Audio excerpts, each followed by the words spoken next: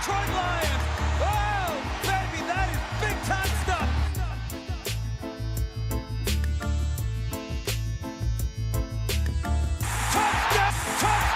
Touchdown, Detroit Lions. Oh, baby.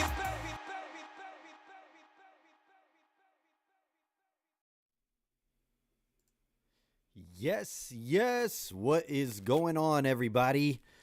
It is Tuesday, so you know what that means. Touchdown Detroit Lions over here on Syndicate Sports Detroit. I'm your host, Nick Harkson. And as Rick pointed out, we are 5 days away, baby. That is a work week away. I cannot wait. Week 1 is here. We're just a few days away from the kickoff between the Chiefs and the Ravens, but that's irrelevant to what we're about to talk about. We're talking Lions football only over here, baby. But say what's up once you get here. I see Rick, John Peterson, go Lions from the Quad Cities. That's what the QC stands for there. The Quad Cities, that's right. On the Mississippi River. It's Iowa and Illinois. 4 cities, as you can imagine. The Quad Cities. So, yes, that's what the QC is right there. Mary Peterson, how you doing? MSU Detroit fan, hello there. Yes.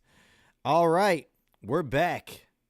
It's week 1, and the Lions are hosting the Rams on Sunday Night Football. I cannot wait. My excitement meter is through the roof. You know, we're hosting Stafford again. If you're going to the game, keep that same energy that we had last year in the playoffs. Stay hostile. Get angry. He's expecting boos, so you might as well boo the man. He said he's expecting it. So, yeah, let's make it rough. Let's make it tough on the Rams. And let's go in there and get a dub. But, yeah, say what's up once you're in here. If you're in here, once again, I'm here every Tuesday. And if you missed the show, I'll say this at the beginning this time. You can check me out on Spotify as well, or Apple Podcast, all that. The audio will be uploaded. And, of course, you can rewatch this on the YouTube channel. But, yes, MSU Detroit fan, Jared Goff. I can't wait for it. All right, but let's get into some news heading in to the game. It was a very close game last time. We came away with the W. It was our first playoff win in years, many years. But Dan Campbell did say, he pointed out that the Rams kind of switched up their game plan during the game, which they're supposed to do. He also pointed that out. But Sean McVay went away from his traditional style and kind of threw the guys off, but he says that this year they're ready for whatever. They have a better personnel in there at defense. And he says that any surprises won't be much surprises. As long as everybody's on the same page when they're wrong. If everybody's wrong, we're going to be fine. So, yeah, last year they tried to pull a few tricks over, or I don't know, whatever. They're trying to switch it up on us. Didn't quite work enough, but this year they said they're more prepared for anything to happen, as their run game is much better than it was in previous years. But I think that we're going to go in here and we're going to have some fun. But let's get into some more news. Today at practice, everybody was a participant besides 2 players on the 52-man roster. It is a 53-man roster, but they're still only keeping 52. Dan says it gives them more flexibility. They can move guys up and down each game who they feel fits that game the best. So we'll get a little bit more into that. But Lauren Strickland and Ifeatu Melifonwu both did not participate in practice today. Strickland, not as big of a miss this week, but Iffy, definitely a bummer being out if he's going to be out. We'll find out more.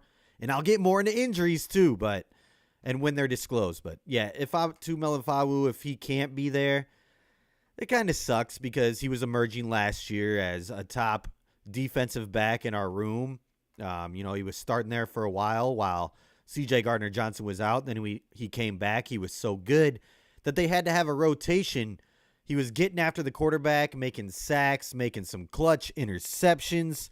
So, it'll be a bummer to not have Iffy out there. But without Ifeatu Melifonwu, we're going to get to see what it looks like with Brian Branch back there at safety pretty much full time.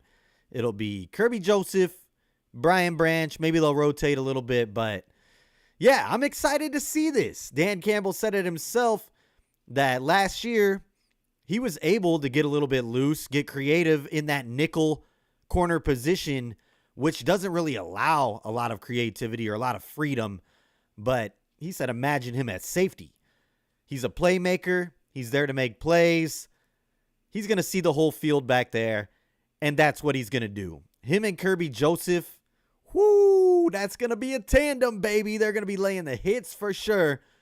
They're going to be getting picks all day, ball hawks.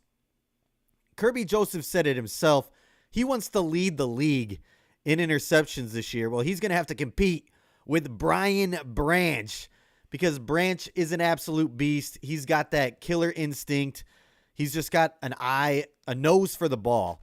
So I think that it's going to be great seeing him back there at safety. And I'm going to call it. He's going to get a pick this game off of Stafford. Maybe Kirby and Brian Branch, but I'm saying Branch will for sure. I'm wearing my Branch jersey right now.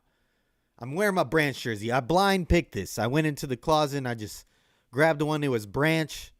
I'm saying Branch is going to have a big game, but I'm excited to see him at the safety position with a lot more freedom, able to roam around out there, lay the big hit, and also probably come up with some big-time pass breakups and hopefully some turnovers, some interceptions. But, yeah, excited for it. But I see some comments going off over here. Let me get to the comments before I go any further.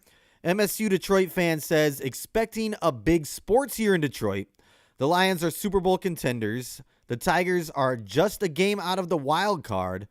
And the Red Wings should end their playoff drought this season. It is going to be a big year for Detroit sports, and you love to see it. Everybody come and shine at the same time.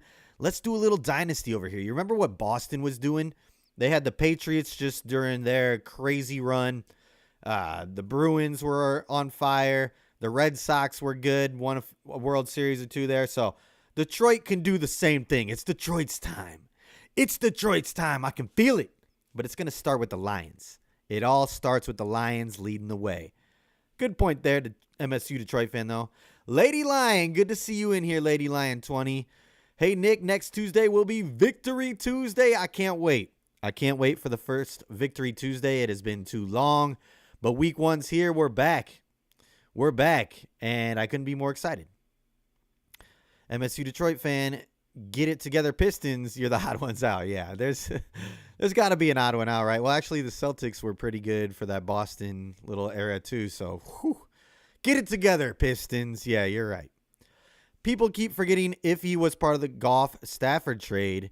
He was the 2021 third, so if Iffy getting the division clinching INT is what you see from a Hollywood movie.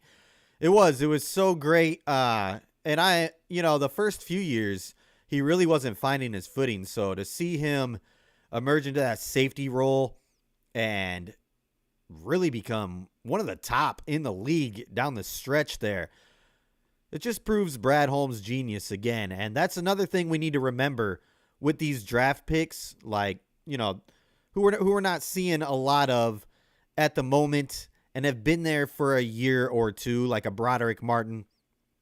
These are guys that they're still developing and they see coming into their own in like a year 3, like Iffy did. And they're even say Onwuzurike is looking like a whole new animal, like the guy that they drafted this year.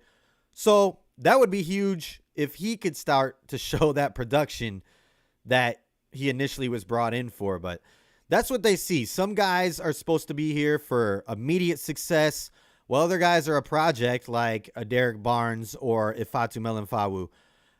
And they've proven to work out. So give some of these draft picks, the later rounds, not everybody's going to be a St. Brown. So give them a few years to develop, and I think you'll see Brad Holmes' genius with some of them, not all of them. But he is still doing his thing.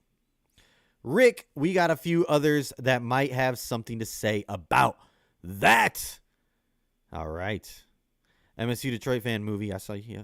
Rick, I'm sorry. Maybe I got lost in what I was talking about. But there are probably a few others to have to say some things about some things.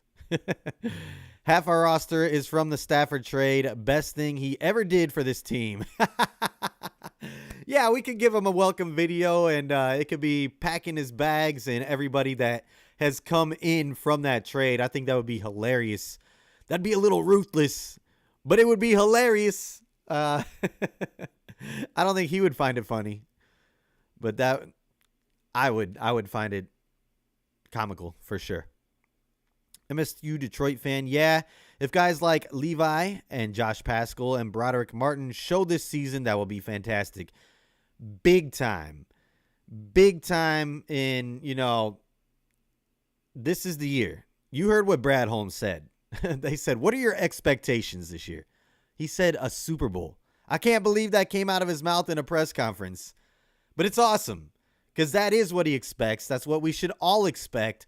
This roster that he's built, if these guys can show up in the way that if he did, then yeah, we're going to be just fine.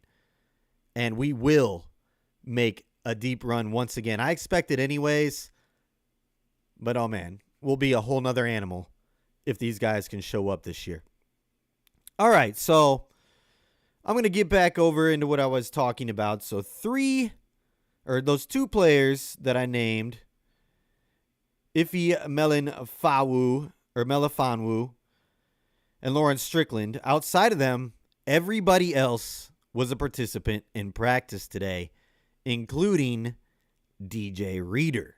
Now, that's no guarantee that DJ Reader is going to suit up and play week 1.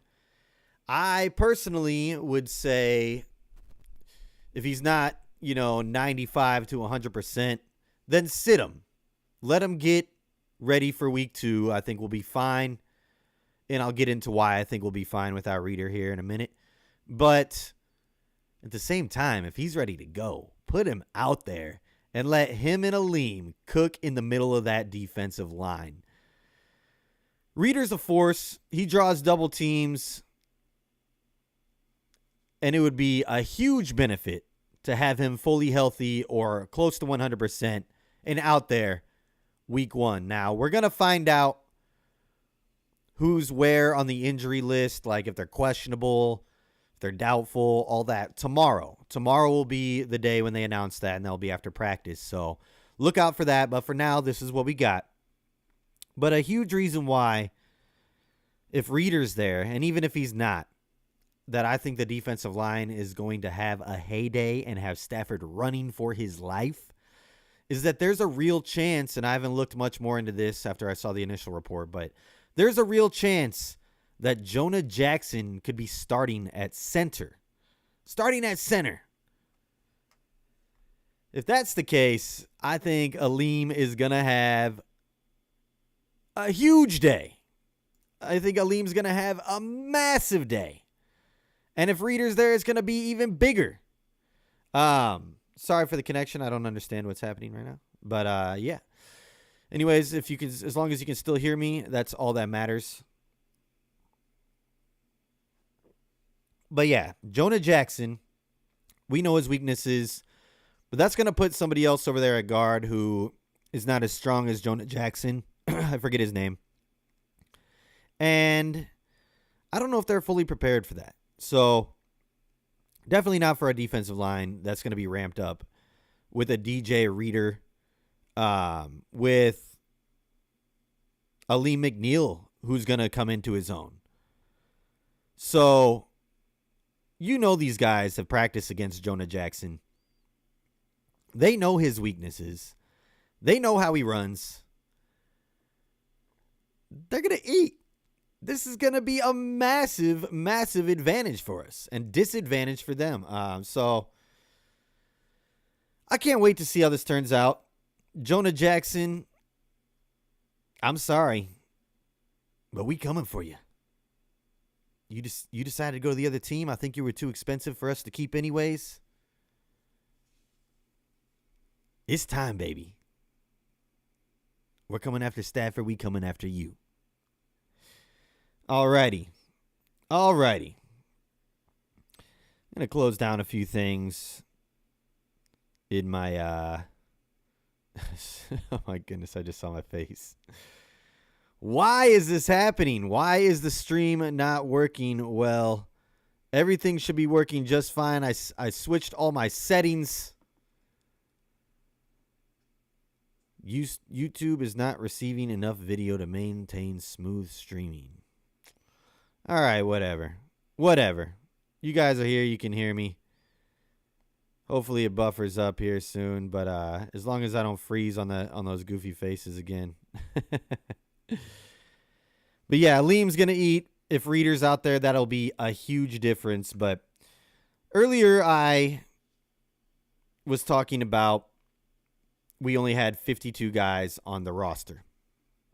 And Dan Campbell said he wants to do that to keep things more open to them moving guys up and down during the season and bringing in the right player for the right game. I think it's a good idea.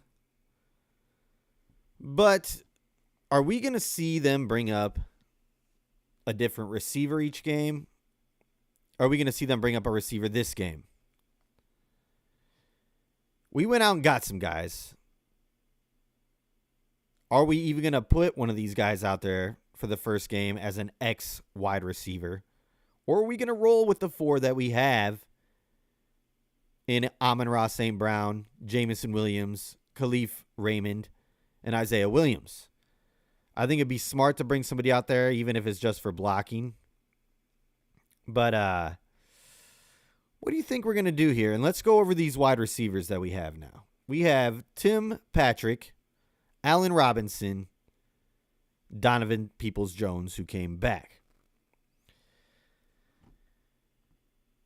I personally think that Donovan Peoples-Jones is the odd man out here. I don't think that he will be making the squad over or the 53-man roster. Maybe he'll stay there as a practice guy, but I think Allen Robinson and Tim Patrick definitely will edge him out, unless maybe getting cut lit a fire under his butt. Keeping it family friendly over here. But if I had to say, Allen Robinson is a good blocker. He's a good run blocker, good pass blocker. I like him for that reason. And he's proven himself as a good receiver in the NFL. Now he is getting up there, but he's never really had a good quarterback to throw to him. So he's had that disadvantage and still put up some good numbers. But Tim Patrick, I think, is the guy who I like the best, especially if he can stay healthy. Before his injury, Tim Patrick put up consecutive 700-plus, 5 touchdown-plus seasons, something that, Josh Reynolds did not do in his time in Detroit. I think Josh was around 600 some last year. I think he had like 6 or 7 TDs, though.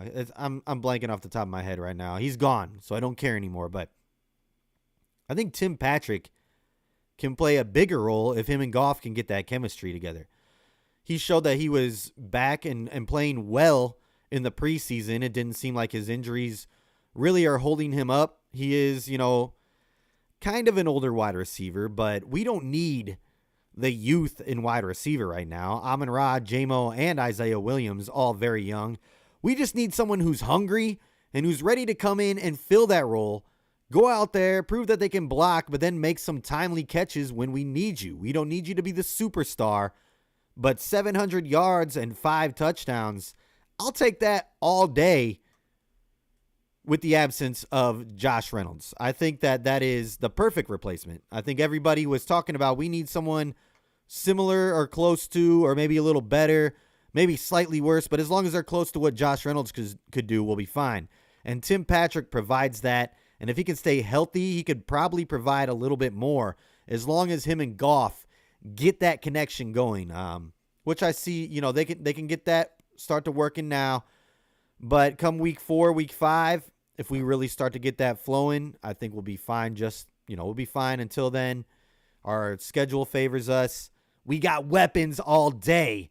But if Tim Patrick can come into his own, and if him and Goff can click and he can get that, even what Reynolds did to 600 5+ TDs, I'll take that all day, and that will work out just fine. Now, I won't be mad if it is Allen Robinson or DPJ who gets that role over Tim Patrick, as long as it's competitively won and earned. I trust in what Dan Campbell and Brad Holmes do. But I want to hear your thoughts on this. Who do you think is going to win that X wide receiver role? Who's going to be the X factor? Who's going to fill that Reynolds role? Let me know in the comments, and I'm going to head over to the comments right now. By the way, I just want to put it out there. I just completed my last courses in college yesterday, graduating on Thursday. It's been a long time coming, but cheers, everybody. All right, here we go. Rick says, I think a Lion leads the league in interceptions, but I don't think it'll be Kirby. We got a lot of ball hawks. Like I said, Brian Branch is back there. Whoo-hoo, watch out. It's going to be those two competing. We do have a lot of ball hawks, though. Carlton Davis, he can get some picks. Watch out for Terrion Arnold, the rookie. If he gets healthy. And, I mean, I don't see him missing a significant amount of time. He could even make this game. We'll find out tomorrow more on where the injury report is. But, yeah, a lot of ball hawks. A lot of ball hawks. Grit Rick also says, Aleem is salivating. You are correct about that. MSU Detroit fan. Yeah, I want to see Reeder and McNeil wreck it in the middle before that forces the opposing O-line to make a choice to double Reeder/McNeil or Hutch.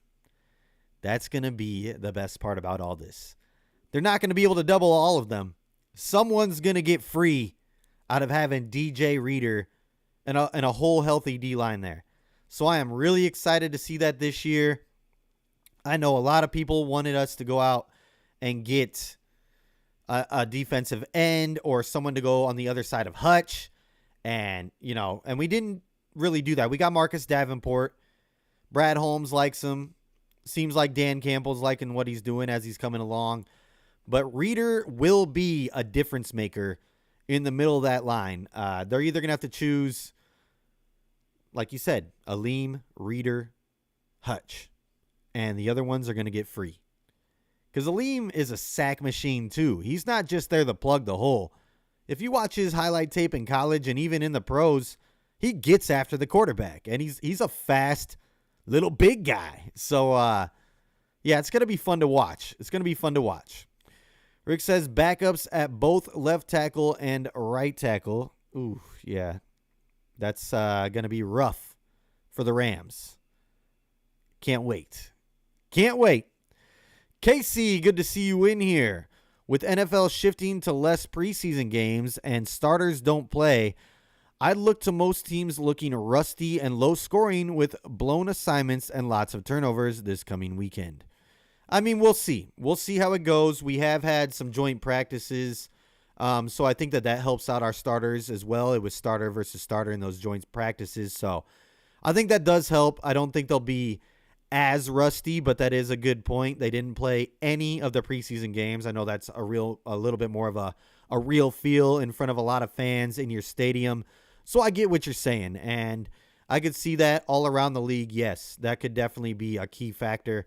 But I will say that our joint practices probably will also play a factor in having guys not as rusty.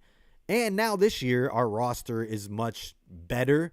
So when our first team practices against our second team, it's a little bit more of our iron sharpens iron kind of deal that you get there. So we'll see. We'll see, but that could definitely play a big factor in this week. You're right.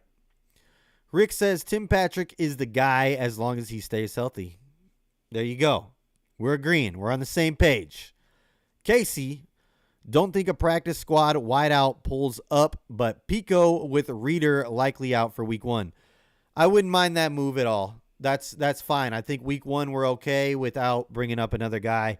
They still got a lot, they still have a lot to learn in the offense, I'm sure. Ben Johnson's offense particularly. But, yeah, I wouldn't mind seeing Pico up there. He had a strong preseason. They brought him back for a reason. I do see him getting some playing time this year. He's a veteran. I didn't think we were going to cut him initially, but I'm glad that he made his way to the practice squad. And hopefully, if we don't bring up a wide receiver and Reader is out, that's the move. I agree with that 100%, Casey. MSU Detroit fan. I would give Allen Robinson the nod for wide receiver 5 against the Rams, but I wouldn't be upset if it's Tim Patrick.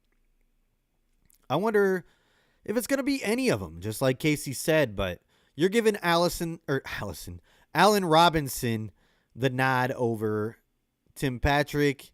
Is that because of his blocking? Is there a particular reason behind that? I mean, I think that he would be just fine. I think him and Tim Patrick are probably, tooth and nail competing. I do think that Tim Robinson shows a little more upside now, just to where they're at in their careers, but I'm not taking anything away from Allen Robinson. He could have a resurgence here. You never know. You never know.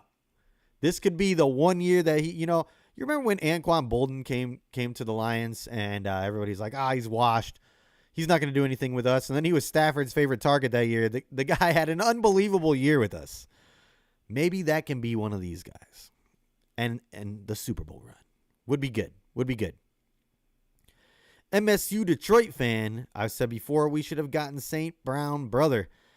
I don't know what the reasoning behind why we aren't. I mean, he is a big receiver. He's like 6'5", 213 or around there, maybe around 220. But yeah, there's got to be a reason because he wanted to come to Detroit, and they turned him away. Now maybe they didn't want to make a trade for him once he was picked up from the Saints, but then he got dropped. He was right there. We could have went and grabbed him. But, Allen Robinson, Tim Patrick, I think have definitely shown a lot more in this league than the St. Brown brother. Who knows, though? Maybe he ends up on the roster midway through. I hope he ends up on a roster elsewhere. Maybe he already did. I haven't really followed that. But it would not make for a good podcast if he's not on a team and Amon-Ra is. Oosh, that'd be, yeah, I don't know. I don't know about that. Rick, 64 receptions, 962 yards, 7 touchdowns. Can J-Mo reach those numbers this season? That's his and Josh's 23 stats combined. Ooh. I think he can. And I'll tell you why. He's hungrier than ever. He's stepping into a big role. Brad Holmes has, on multiple occasions, talking about his growth and saying how the first 2 seasons were kind of a blessing in disguise. The injury, having to sit and watch for a while. And then he gets out there and he still gets some game time experience. And then the next year, of course, with the gambling, he had to sit as well. But he said that this matured him. And I even saw a J-Mo Instagram story the other day. He says, it was along these lines, out with the old, in with the new. He goes, no more of that old BS, only new stuff. And I think that means, he's ready to take that leap and be one of the top guys in the league. He said as a goal that he wants to have the most receiving yards and the most touchdowns out of any receiver in the league. That is a huge goal to set for yourself, but it just shows you how confident he is in himself and where he's at in this offense now.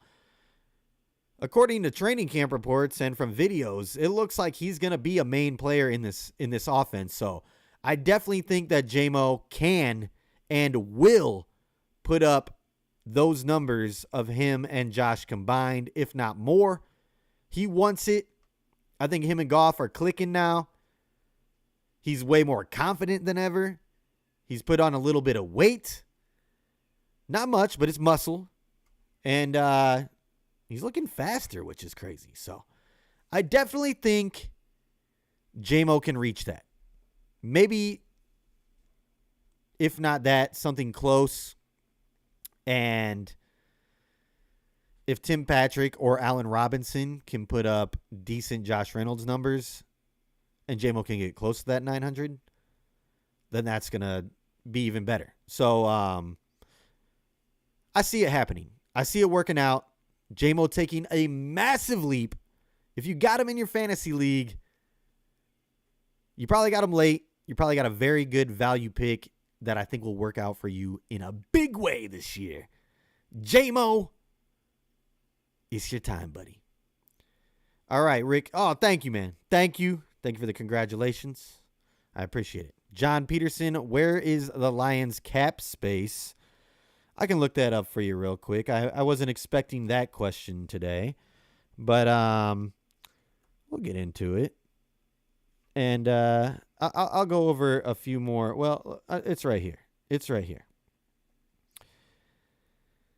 Cap space, $31,761,113. $31 million. Detroit Lions, and that's according to Sport Track. That's according to Sport Track. So I'll go to Over the Cap. A lot of people like to use Over the Cap, and they say the same thing. Lions cap space for 2024 is at $31 million. More like 31.5 mil. But that's where the cap space is. Good question there, John Peterson. Always keeping me on my toes. Lady Lion 20 says, let's not forget we have Gibbs and Laporta. Oh, yeah. Can never forget about Gibbs and Laporta. And Gibbs said today that he's feeling 98 to 100% after that little hamstring tweak is what he called it after running receiver routes. He said it was just a tweak. They played precautionary. And he's going to be good to go week 1. He's ready to roll. He's feeling confident. More confident than ever. So I'm excited. And Laporta got to legally change his name to Lagoda. Because Laporta is going to have a huge, huge year. Even bigger than last year. And it's going to keep getting better. Never will forget about them, Lady Lion. Great, great way to point that out. Rick, maybe little bro doesn't want him here. Maybe that's talking about St. Brown. Or we're talking about St. Brown. That could be. He's like, don't bring him here. I like to talk trash to him. I'm going to get him cut anyways.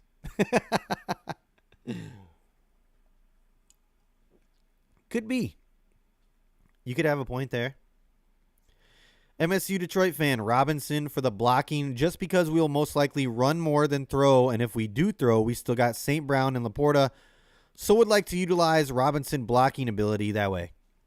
That's what I thought. That's what I figured too, and maybe for this game, yeah, I definitely do see that. Until we can get them accustomed to the routes and the whole playbook and they're feeling confident, Robinson might be the way to go just for his blocking. Good point there. Or maybe, DPJ, I don't know if he was blocking well at all, but he does know the offense probably better than these guys because he's been there longer, but maybe he doesn't. Maybe that's why he got cut. Maybe they're like, dude, get it together. What is going on, man? But yeah, I agree with you there on Robinson, probably because of his blocking. MSU Detroit fan, I would love to see J-Mo break out against the Rams. Show there's a new number 9 in Detroit. Yes. Yes. Come on, J-Mo. And he's confident. Like I said, he wants the most receiving yards and receiving touchdowns. He said he doesn't care about the most catches because he knows what he's going to do with that thing after he gets the ball. And I'm getting closer and closer to getting a Waymo jersey. I don't know yet. He's got to prove a little bit more, but if he has a big game 1, take my money. Just take it. KC update news from Rumor Mill sounds like Ife Melifonwu might be out multiple weeks with rehab and potential surgery. Oh, that's not good. That's not good. You have a source there? I just maybe it's like you said, breaking. But yeah, that's not good news But the good news is that last year he didn't really even come on until like the second half of the season. And I think that Branch is really going to shine in that safety role. So they're not going to have to choose for the first few weeks. They're not going to have to rotate for the first few weeks. It's just going to be Brian Branch, Kirby Josephs, baby. Let's go. Let's get it. Even though I am going to miss Iffy. He was a huge part of that run last year. Like you guys said earlier, he got that clutch interception that locked up the North. He was a big part of our run to the NFC Championship. 100%. All right, let me know if you have any other questions. But yeah, it's week 1. It is week 1. And I said earlier that Brad Holmes said his expectations are to win the Super Bowl. So I wonder what happens if it doesn't happen. I'm not going there. We're going to win the Super Bowl. But Dan Campbell did say that there's no more talk of winning the Super Bowl in the locker room. He says they know the task at hand. Now it's time to focus on week by week, which I agree with. You got to play all the other games to get there first. And it's a long road, and it's a tough road. So I do think we have the team to do it. ESPN had a little predictor, and it predicted that the Lions will win the Super Bowl this year. The little corgi, the famous corgi who shoots the basketball into the baskets, and they put little graphics in front of each basket. Well, they went through each division. He picked the NFC North and the NFC West, and it ended up being the Lions versus the Rams in the NFC Championship. And it was the Chiefs and the Texans in the AFC Championship, and then it ended up being the Lions versus the Texans. Ball bounced out of the Texans' basket into the Lions' basket for the Super Bowl win. A corgi picked us to win the Super Bowl as well. And Marcus Spears also picked the Lions to win the Super Bowl. We got some real deal hype this year. Some real deal hype. But it's week 1, baby. This is where it starts. The road starts now. Are they going to wear their black unis? I've been seeing some hints. I think they will. I'm going to bust out my black Gibbs. I can't wait. But what are your predictions? I want to know your score. Give me your score prediction. Who wins in the comments? I don't care if you go against the Lions week 1. They're going to have to lose sometime. But give me your honest score prediction. I will give you mine. I'm sticking with what I was last week. I'm 31-27 Lions win. I know that's a little more high scoring than Casey might think that it is, because you think there's going to be a lot of turnovers, but maybe, or a lot of sloppy play, but maybe that, factors into a high scoring game as well. I'm saying 31-27 Lions get the dub. And we're rolling into Tuesday with the first Victory Tuesday of the year. But let's go. I'm going to go over here to the comments. I've seen a few. Casey said, saw it on 2 different feeds just now again by Dan Thornton for whatever he calls his YouTube channel. Okay. I mean, they'll be reporting it here soon enough as well if it is legit. The injury report comes out tomorrow and everything too. I'm sure they're just waiting to disclose it till then, but that sucks if that's for real.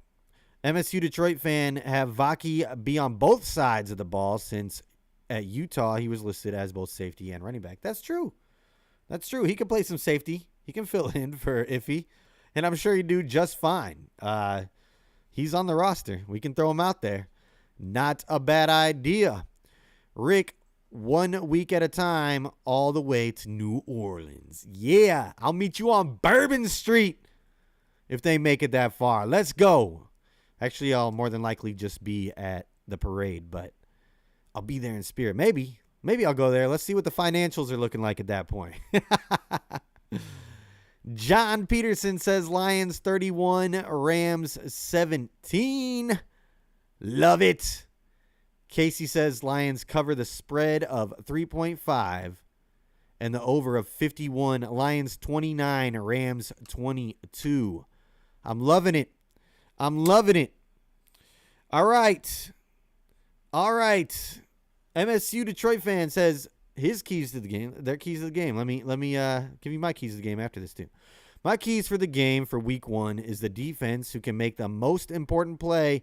Since both the Rams and Lions have great offenses, the Lions are more complete since we have the tight end.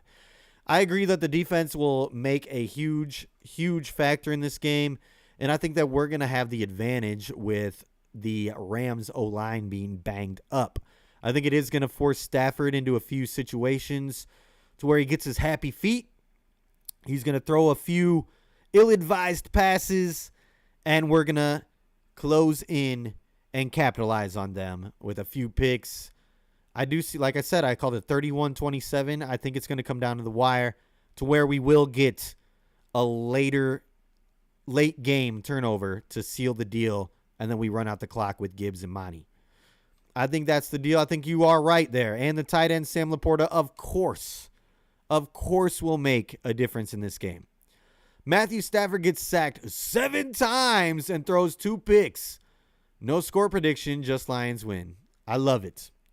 I love to see it. All right. If there's no more comments or questions, let them be known now. Otherwise, we're heading into week 1 the next time you will see me. The Lions will have played a regular season football game. We're here. We're here. It's time, baby. It's time. It's Lions football time. Sorry. That's my Vader for all those wrestling fans out there. But Lions version, of course. Anyways, y'all. Oh, here we go. MSU Detroit fan with another comment. I'll read it off.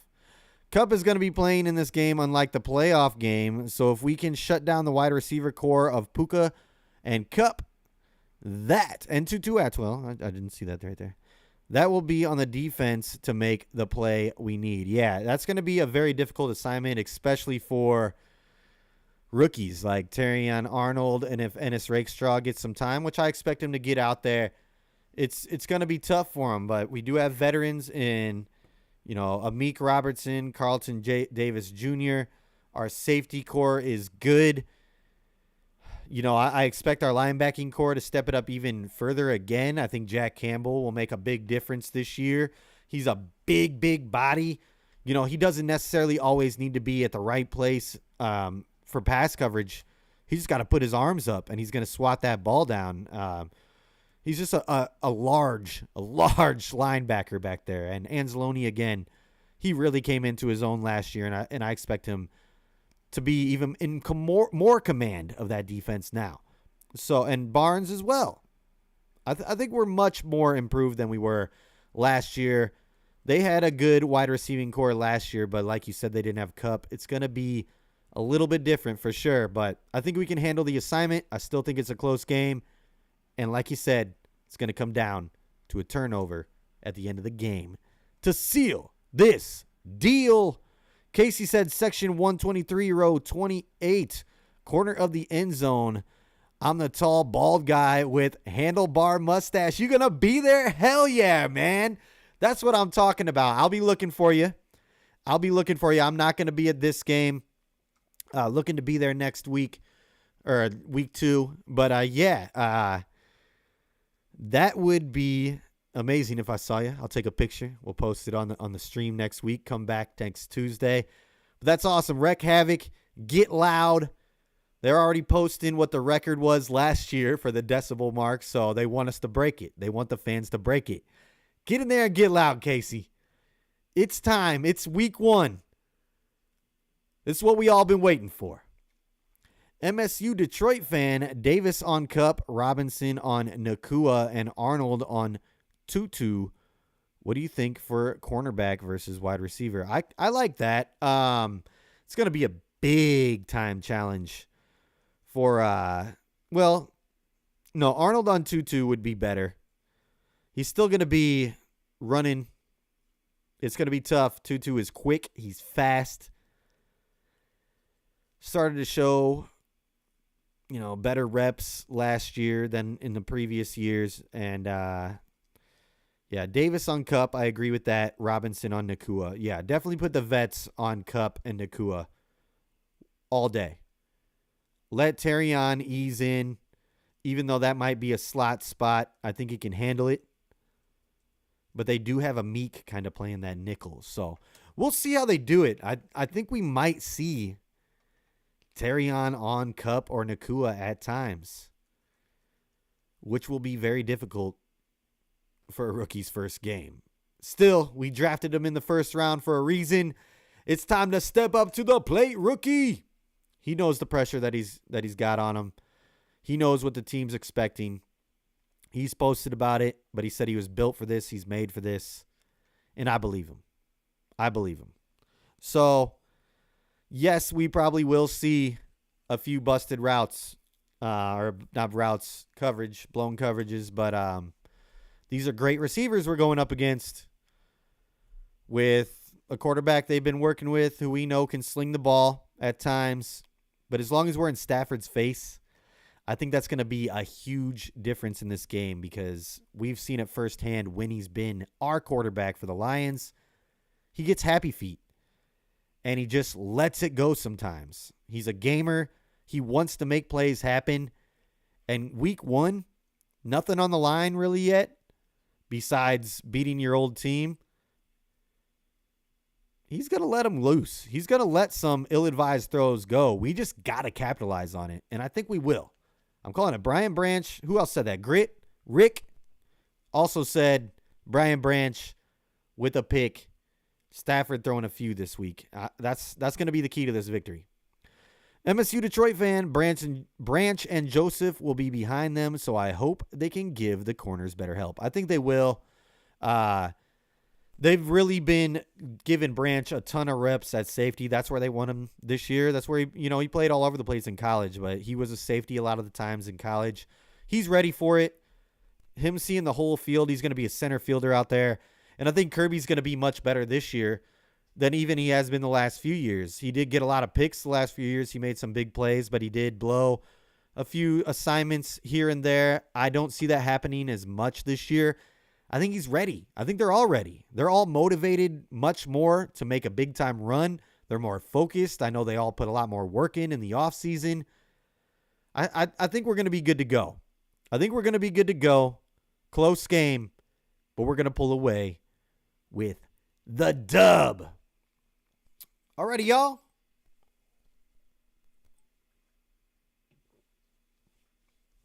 Week 1. We're here. Can't believe it. It's been a long off season, especially the way that it ended last time. But now is our redemption run. Super Bowl or bust, baby. Let's go. It starts week 1. Lions versus Rams. Sunday Night Football. I'll be here next Tuesday. And every Tuesday after that. 5 p.m. Detroit time, 4 p.m. Central, 2 p.m. West Coast. I am Nick Harkson, your host of Touchdown Detroit Lions. Until next week, y'all.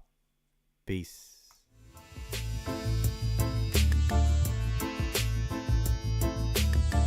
Touchdown Detroit Lions!